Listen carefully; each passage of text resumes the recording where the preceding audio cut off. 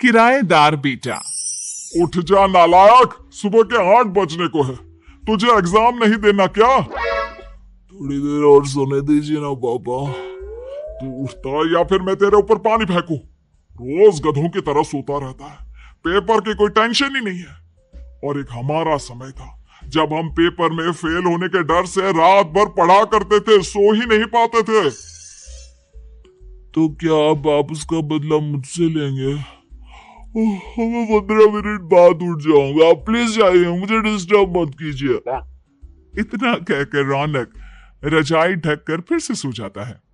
तू ऐसा नहीं मानेगा, रुक, मैं अभी पानी लेकर आता हूँ। बस फिर क्या था, इतना कहकर वो भागते हुए बाथरूम में जाते हैं और पानी की एक बड़ी सी बाल्टी लाकर रौनक के ऊपर फेंक देते हैं। पानी पड़ते ही रौनक झट से उठ जाता है। ये आपने क्या किया पापा? अब तू उठेगा नहीं तो यही करना पड़ेगा ना। वैसे थैंक्स डैड, आपके कारण ना अब मुझे नहाने की भी जरूरत नहीं पड़ेगी। चलिए अब आप माँ से बोलकर मेरे कपड़े निकलवा दीजिए, तब तक मैं ब्रश कर लेता हूँ। वैसे कल ना आप एक काम और करना, नहलाने के साथ साथ मुझे ब्रश भी करवा देना। ये ब्रश करने में ना मुझे बहुत आलस आता है। रौनक की बातों से अरविंद का मुंह खुला का खुला रह जाता है। वो अपनी पत्नी कमला के पास जाता है और रौनक की हरकतों के बारे में बताता है, जिसे सुन उसकी पत्नी हंसने लगती है। तुम अपने बेटे को समझाने के बजाय हंस रही हो। रौनक बच्चा है, धीरे धीरे सुधर जाएगा, अब क्यों उसके पीछे पड़े रहते हो? अभी नहीं सुधरेगा तो कब सुधरेगा? 10वीं क्लास में है रौनक, वो अब कोई बच्चा नहीं रहा। अरविंद की इतना बोलते ही वहां रौनक भी आ जाता है। क्या डैड, मैंने आपको एक काम दिया था, वो भी नहीं हुआ आपसे। अरे क्या हुआ बेटा? माँ, मैंने डैड से बोला था कि वो आपको बोलकर मेरे स्कूल की यूनिफॉर्म निकाल दे, लेकिन मेरे पीछे पड़ने के अलावा इनसे एक काम ढंग से नहीं होता। देख रही हो कमला, देख रही हो अपने लाडले को? अरे आप चुप रहिए जी। चलो बेटा, मैं तुम्हें कपड़े निकाल कर दे देती हूँ बस। ऐसे ही साल पर साल बीतते जाते हैं, लेकिन रौनक के रवैये में कोई बदलाव नहीं आता। वो पहले से भी ज्यादा आलसी और पूरी तरह अपने माता पिता पर निर्भर हो जाता है। 2 साल बाद पता नहीं कहाँ गायब रहता है पूरे दिन, अब तक तो आ जाना चाहिए था। अरे आप इतनी फिक्र क्यों कर रहे हो उसकी? दोस्तों के साथ खेल रहा होगा, आ जाएगा अभी। ये कोई टाइम है खेलने का? 10 बजने वाले हैं, इतनी रात में कौन खेलता है? कमला कुछ कहती उससे पहले ही रौनक वहां आ जाता है। मम्मी, जल्दी से खाना लगा दो, बहुत भूख लग रही है। तुम्हें तब तक खाना नहीं मिलेगा जब तक तुम बता नहीं देते कि इतनी रात गए कहां से आ रहे हो। ओ प्लीज डैड, अब आप इसी पे प्रद्युमन बनकर मेरे सर पर बंदूक लेकर मत बैठ जाना। अपनी फालतू की बकवास बंद कर और बता कहां से आ रहा है। माँ, अब समझाइए ना डैड को। बता देना बेटा, इनको भी तसल्ली हो जाएगी। आप बोल रही हैं तो बता देता हूं, मैं दोस्तों के साथ मूवी देखने गया था, इसलिए देर हो गई। तो इन सब चीजों में मेरे पैसे उड़ाता है? कभी 1 रुपया कमाने के बारे में सोचा है तूने? जब देखो हवा की तरह पैसे उड़ाता रहता है। माँ, अब आप इन्हें चुप करा दीजिए, वरना ना मुझे गुस्सा आ जाएगा। अच्छा, क्या कर लेगा? बता ना, क्या कर लेगा तू? वैसे बात तो ठीक ही है, मैं कर ही क्या सकता हूं? पैसे तो फिर भी मैं आपसे ही मांगूंगा ना।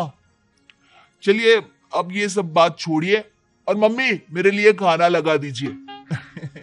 अभी लगा देती हूँ बेटा। मैं बता रहा हूं कमला, एक दिन ये ऐसे ही बिगड़ जाएगा। उफो, आप क्यों इतना पीछे पड़े रहते हो मेरे बच्चे के? बात की बाद में देखेंगे, अभी आप शांति से उसे खाना खाने देंगे। अगले दिन, डैडी मुझे 10,000 रुपए चाहिए। हाँ? अब इतने पैसे क्यों चाहिए तुझे? डैड, अब बिना सवाल किए कभी पैसे नहीं दे सकते क्या? जब तक तू बताएगा नहीं तुझे पैसे भी नहीं मिलेंगे। अरे, अब आप अपने बेटे को पैसे भी नहीं दे सकते? नालायक, तेरी उम्र के लोग नौकरी करते हैं और एक तू है जो नौकरी करने का नाम ही नहीं लेता कभी। आप लोगों के होते हुए भला मैं नौकरी क्यों करूं? अरे हम कब तक पैसे देंगे तुझे? तुझे भी तो अपने पैरों पर खड़ा होना होगा ना। कौन सा उधार के पैरों पर खड़ा हूं? अपने ही तो पैरों पर खड़ा हूं मैं। इसी तरह रौनक दिन प्रतिदिन लापरवाह होता जाता है। उसकी लापरवाही को देखते हुए अरविंद और कमला अपने बेटे की शादी कराने का फैसला लेते हैं और 1 महीने के अंदर अंदर ही रौनक की शादी मेघा नाम की लड़की से करा देते हैं। शादी के कुछ दिन बाद, रौनक, मुझे एक अच्छी सी साड़ी चाहिए, आप ला दोगी ना? हाँ, क्यों नहीं। कितने तक की आती है साड़ी?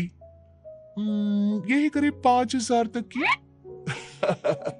तुम चिंता मत करो, मैं आज ही डैडी से पैसे मांगकर तुम्हारे लिए साड़ी ले आऊंगा। आप कब तक ऐसे ही अपने पापा से पैसे मांगते रहेंगी? कोई अच्छी सी नौकरी क्यों नहीं कर लेते आप? अरे डैड के होते हुए मुझे नौकरी करने की जरूरत ही क्या है? पर आप ऐसे कब तक उनसे पैसे मांगते रहेंगे? कुछ आपको अपने दम पर भी तो करना होगा ना। अब तुम भी बाकी लोगों की तरह मुझे ज्ञान देना शुरू मत कर देना। साड़ी चाहिए ना तुम्हें, मिल जाएगी बस। इतना कहकर रौनक अपने पिता से पैसे मांगने चला जाता है। डैडी, मुझे 5,000 रुपया चाहिए। अब 5,000 क्यों चाहिए तुझे? वो मेघा को साड़ी चाहिए थी। अरविंद आगे बिना कुछ कहे चुपचाप उसे पैसे निकाल कर दे देता है। कुछ दिन बाद, तुम्हें नहीं लगता कमला, रौनक हम पर पहले से भी ज्यादा डिपेंड हो गया है? मुझे तो अब उसके भविष्य की चिंता होने लगी है। कल को हमें कुछ हो गया तो वो क्या करेगा? काश तुमने पहले ये सोच लिया होता तो आज हमारा बेटा इतना लापरवाह नहीं होता। तब मुझे कहाँ पता था कि मेरा लाड प्यार उसे इतना बिगाड़ देगा कि वो इस हद तक लापरवाह बन जाएगा। कोई बात नहीं, अभी भी देर नहीं हुई। मुझे पता है उसे कैसे सुधारा जा सकता है। कैसे? अरविंद कुछ कहता उससे पहले रौनक वहां आ जाता है और पैसों के लिए हाथ फैलाने लगता है। डैड, मैं और मेघा बाहर घूमने जाना चाहते हैं। अरे वाह, ये आज सूरज कहां से निकला है? Dad please. अच्छा चलो अब मुद्दे की बात करो। मुझे अब 25,000 चाहिए। अब तुम्हें 1 रुपया भी नहीं मिलने वाला। अगर तुम्हें पैसों की इतनी ही जरूरत है तो कोई ढंग की नौकरी कर लो। मम्मी, आप कुछ कहिए ना डैड को। बेटा, वो गलत क्या बोल रहे हैं? ये सब हम तेरे भले के लिए ही तो कर रहे हैं। मम्मा, मैंने बताया ना आपको, मुझे नहीं करनी कोई जॉब वॉब। तो ठीक है, निकल जाओ हमारे घर से। तुम्हारे जैसे लोगों के लिए मैंने ये घर खड़ा नहीं किया है। जितना ये घर आपका है ना, उतना ही मेरा भी है। मैं कहीं नहीं जाने वाला। जाना तो पड़ेगा ही तुझे, क्योंकि अब मैं तेरा कोई भी खर्चा नहीं उठाने वाला। ठीक है, मत उठाइए मेरा खर्चा, मैं अपने दम पर भी जी सकता हूँ। तो बेशर्मों की तरह अब तक यहाँ क्यों खड़ा है? अपना सामान ले और निकल जाए यहाँ से। रौनक पैर पटकते हुए वहां से चला जाता है। घर से निकालना जरूरी है क्या उसे? बिना पैसों के कौन रखेगा उसे किराए पर? अगर उसका भविष्य सुधारना है तो हमें अपने दिल पर पत्थर रखकर ये कदम उठाना ही होगा। दोनों बात कर रहे होते हैं कि रौनक अपनी पत्नी के साथ एक बड़ा सा बैग लेकर घर से निकल जाता है, लेकिन घर से बाहर उसे कोई भी मुफ्त में अपने घर किराए पर नहीं रखता। अंत में थक हार कर वो फिर से अपने घर चला जाता है। क्या हुआ? थोड़ी देर पहले तो दहाड़ते हुए घर से निकला था, अब क्या हुआ? नहीं रखा ना किसी ने तुझे किराए पर? डैड प्लीज, मैं कुछ दिनों में कोई अच्छी सी नौकरी शुरू कर दूंगा।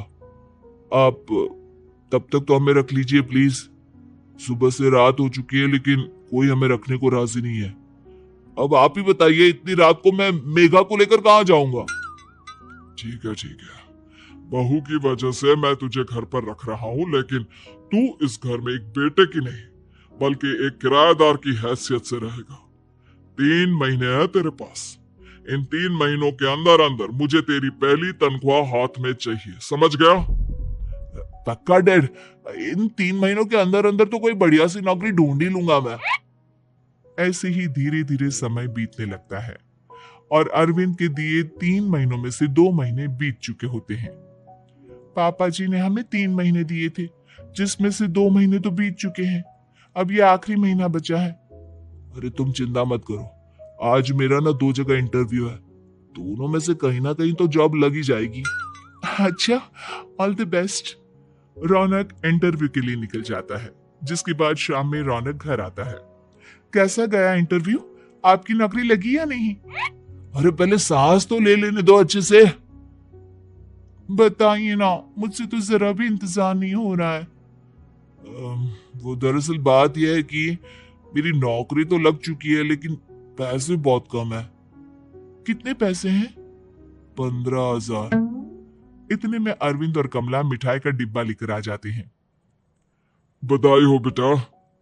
हम जानते थे तेरी जॉब जरूर लगेगी, लेकिन मेरी सैलरी बहुत कम है मम्मा। कम है तो क्या हुआ, धीरे धीरे बढ़ जाएगी। हाँ बेटा, हम तो बस चाहते थे कि तू अपने पैरों पर खड़ा हो जाए। मतलब अब आप मुझे घर से नहीं निकालेंगे? नहीं, ये सब हमने तुझे जिम्मेदार इंसान बनाने के लिए किया था। Thank you mummy papa. अगर आप दोनों ऐसा नहीं करते तो मुझे कभी अपनी जिम्मेदारियों का एहसास तक नहीं होता। आज आपने मुझे सिखा दिया कि इंसान का अपने पैरों पर खड़ा होना भी जरूरी होता है। इतना कहकर रौनक झट से अपने माता पिता के गले लग जाता है और अपनी कमाई की पहली तनख्वाह वो अपने माता पिता के हाथ में सौंपता है। इस तरह रौनक एक गैर जिम्मेदार व्यक्ति से एक जिम्मेदार व्यक्ति बन जाता है।